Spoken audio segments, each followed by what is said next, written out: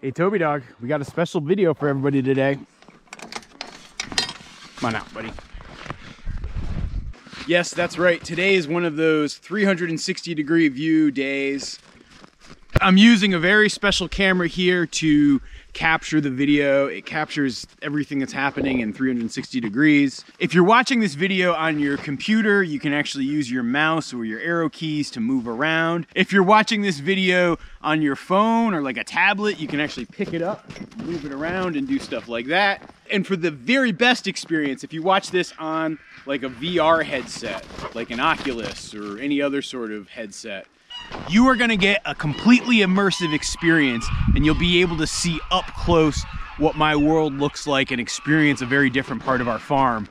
Specifically today, I'm going to be setting out on those snowshoes that you see right over there by the fence, and I'm going to be going through a bit of the wilderness part of our farm. I'm going to go check the trail cameras that I've set up a couple months ago and just see what sort of footage has popped up over these last few months. As you regular viewers of our YouTube channel know, I'm always very curious about what sort of creatures are wandering the farm. And so it's gonna be kind of fun to go out and see that.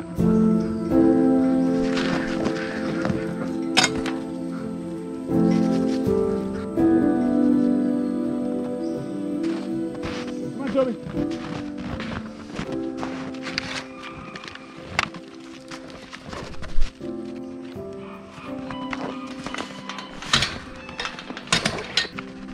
Before I can do anything really, I gotta get myself strapped into my snowshoes. We got about 4 inches of fresh powder last night, and it's been pretty hard packed snow up until that point, so it should be decent snowshoeing weather. Not perfect, but decent.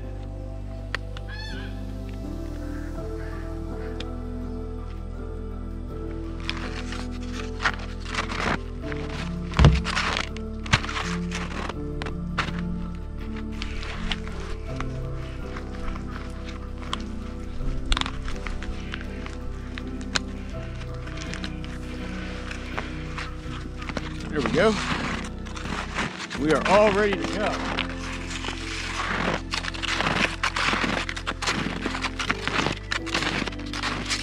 I don't know if you can see this, but Ginny Barncat just climbed up into the hay trough there. She's playing with her friends, the cattle. Toby Dog, I'm gonna need you to keep watch over the farm and make sure everything goes okay. And I'm gonna go head off into the great white yonder.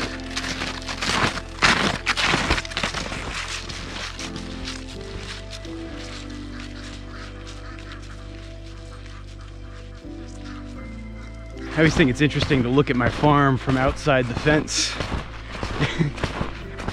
See what it looks like as an outsider.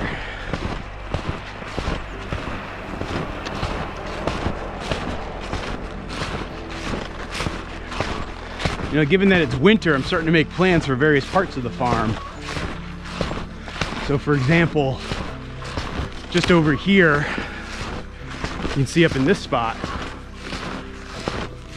actually I'm going to build like I think I want to try to make it like a classroom, if that makes sense. So the plan would be to kind of clear out this whole space, get all the brush and scrub trees out of the way, make like a little fire pit and circle, and then have like seating for people. And so if I were to ever like host events here at the farm, I could bring people here and talk to them and talk about what's going on in the farm, because you got great views of the farm back there. You can see the permaculture orchard and the barn and the hoop coop. And actually over there is going to be another feature of the farm in the not too distant future.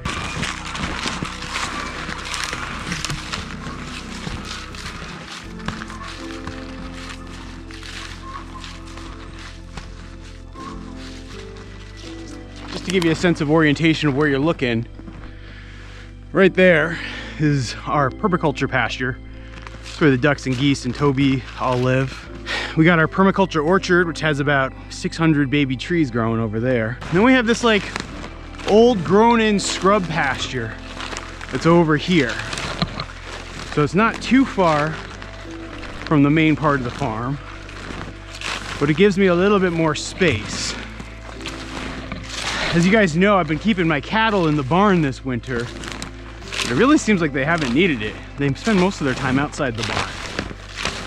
And so probably what I'm gonna do this summer is permanently fence in this area. And because it's pretty well insulated and covered with trees around all sides, it's not very much exposed to the wind. And so my thinking is that I can make this actually the new winter home for the cattle. And in fact, about, I don't know, 400 yards that way, there's a spring.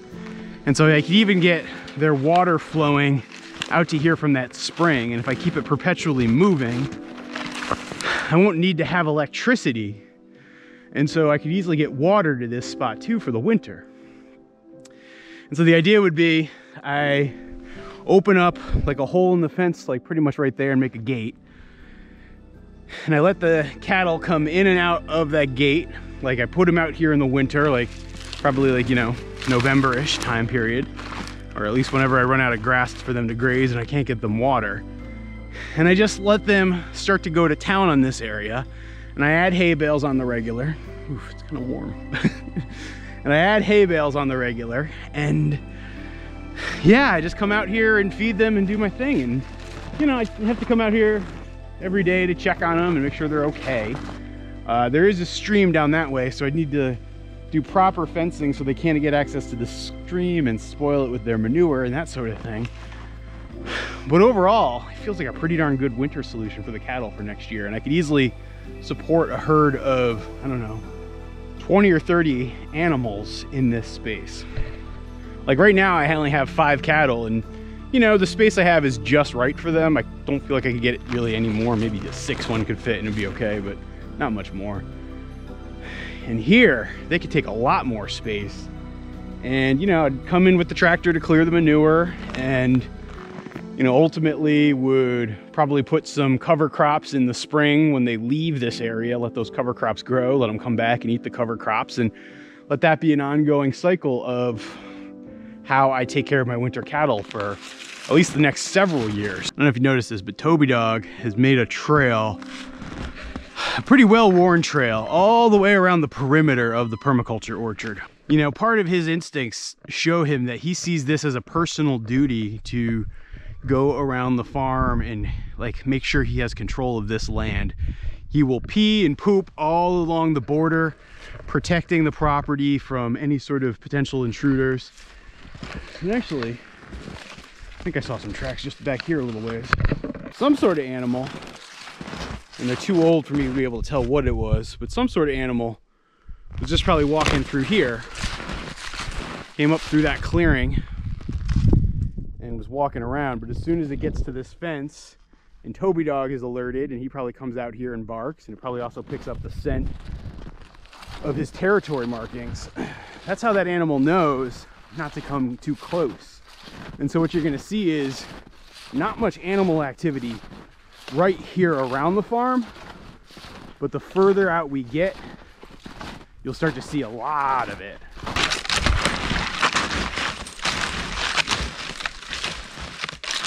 All right, Mr. Toby Dog. I think this is where our paths are going to separate for a little bit. Don't you worry, pal. I'll be okay. You watch the farm. I'll be back in probably half an hour, okay? Be good. I gotta trudge up this killer hill. It ain't fun, buddy.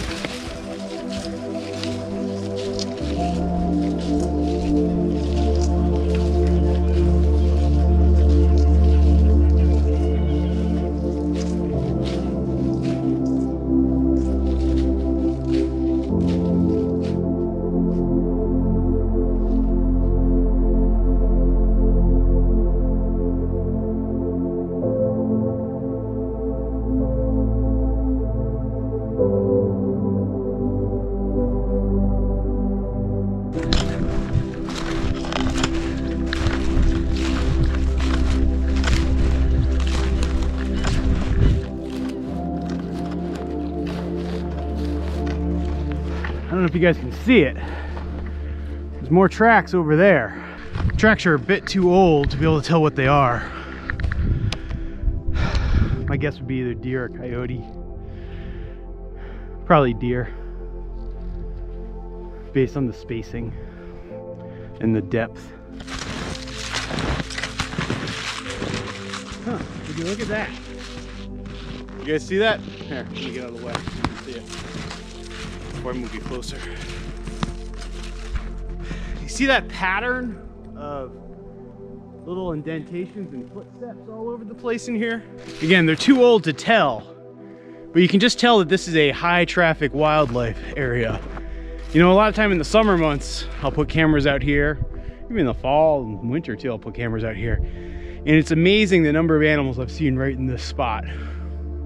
And actually, if I ever think about putting like a hunting blind up, like maybe something up on that hill, somewhere up there could be a really good spot. We're in the area of the farm that I like to call the secret pasture. You know, our main pasture is about, I don't know, 25, maybe almost 30 acres over on that side. It's relatively flat, it's pretty clear, decent grasses. When the cattle are out grazing this summer, that's where they will be. This spot though is a little bit of a project. It's brushier, it's grown in a lot more. I'm gonna start thinning more of this out and letting the cattle start to graze here in future years. But right now it's just kind of perfect wildlife habitat. And to be honest, I got no qualms with that.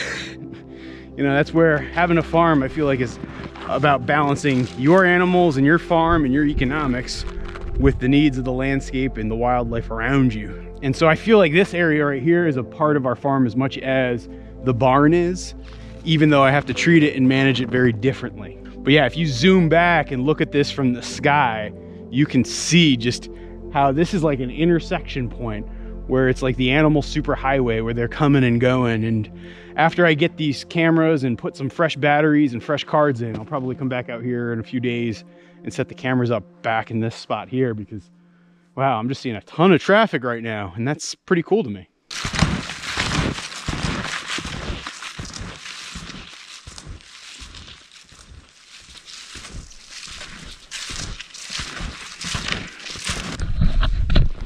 Yeah, I have to walk back and get the camera when I do shots like that. There's no crew following me around. I'm just one dude out in the middle of nowhere making videos by myself.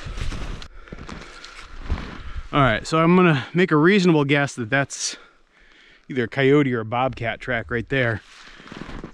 See, if it was a deer, I don't think it would try to go underneath that branch. Let's get closer and see if we can make any heads or tails of it. Huh? I don't know, actually. Based on the indentation, maybe that is a deer. Maybe it just sort of scooched right underneath this branch. You can see it came down from that way, looped around, went down right through here, and then back down that way. It looks pretty fresh. Yes, they are fresh prints. Now this is a story all about how my life got flipped, turned upside down. But if you look at them, right?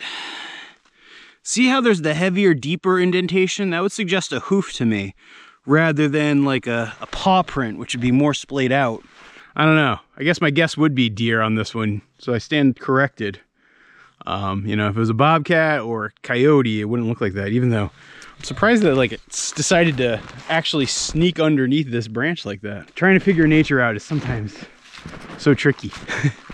Oh, there's another track that's pretty fresh. Yeah, that looks like the same deer or another deer that went right through here. And we only have white-tailed deer in this area, in case you were wondering. You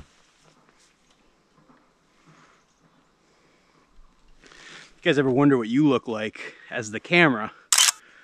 I'll show you these little snapshots so you can see. It's not a big camera. Ooh. Those are bunny tracks, the way they're sort of symmetrical like that. If you're wondering just how much snow is out here, I guess would be, I don't know, maybe a little less than a foot. Yeah, hang on. Let's try my pole here. And there's a little more it can go. That's the depth my pole went down, and it probably was maybe another ½ inch down below that. Guess that's about a foot? Yeah. It's a lot less snow than we should have this time of year, that I will say. If you look at our snowfall averages right now, it's way, way down this year. After having a couple of years where our snowfall numbers have been way, way down.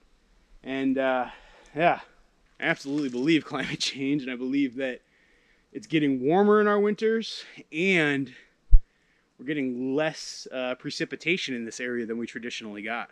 It makes me wonder what it's going to be like around here, I don't know, 10, 20, 30 years from now. You know, I was actually reading a book by a local legendary farmer from this area, a guy by the name of George Kempton. His family, the Kemptons, they actually helped me out with some stuff around the farm here. Great, great people. George, who really kind of came up here in, I think, like the early 60s or late 50s and settled this farm. He kept a good diary, and it got turned into a book. If I can find a link for the book, I'll actually leave it down below. It's a great read. And in his book, which is like basically like a diary almost, he like documents just a lot of stuff. And to read his stuff from like the 70s, talking about how much snow has been here, and then to discover what we have now, it's definitely different. There's definitely a lot less. So in that, I don't know what, 40, 50-year time span, things have significantly changed. So I can't imagine what would happen if I'm, you know, in my, say, 80s and what it's going to look like.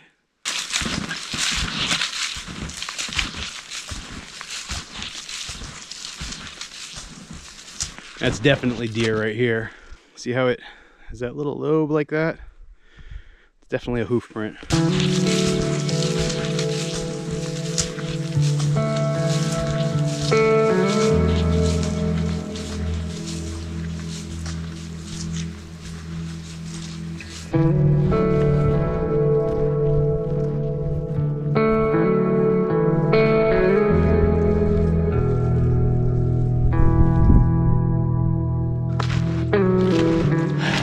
So there's my camera, but unfortunately, got all that snow on it.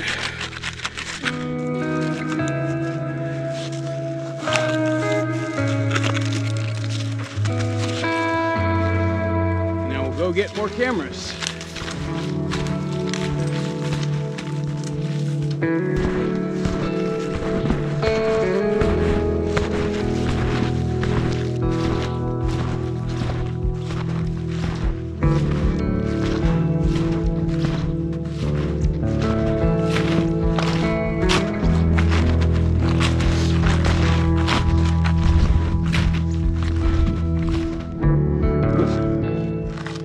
Some weasel tracks. Those are really fresh. I think those are weasel tracks. Maybe mouse. I'm gonna guess like a weasel of some sort though. I don't know if you can see that. That's pretty cool.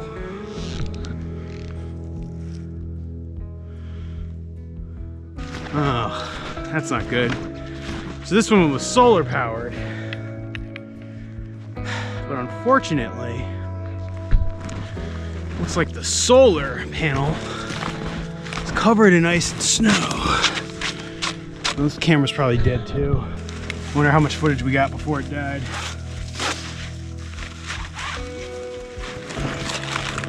Now I am really curious to see what is actually on these cameras, and I'm sure you guys are too. Rather than make you wait for me to trudge all the way back to the house, I will just fast forward you there through the power of video editing. So bam.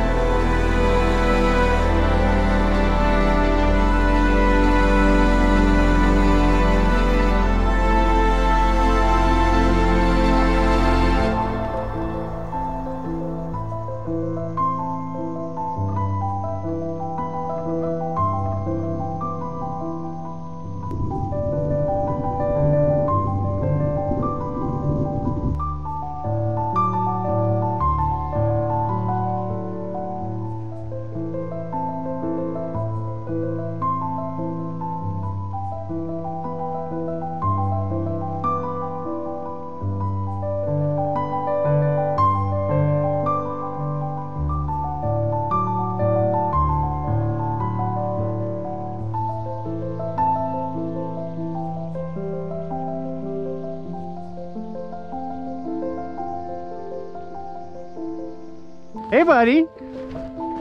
Good to see ya. Look at you trudging up through the snow to come greet me. Look at that happy white dog.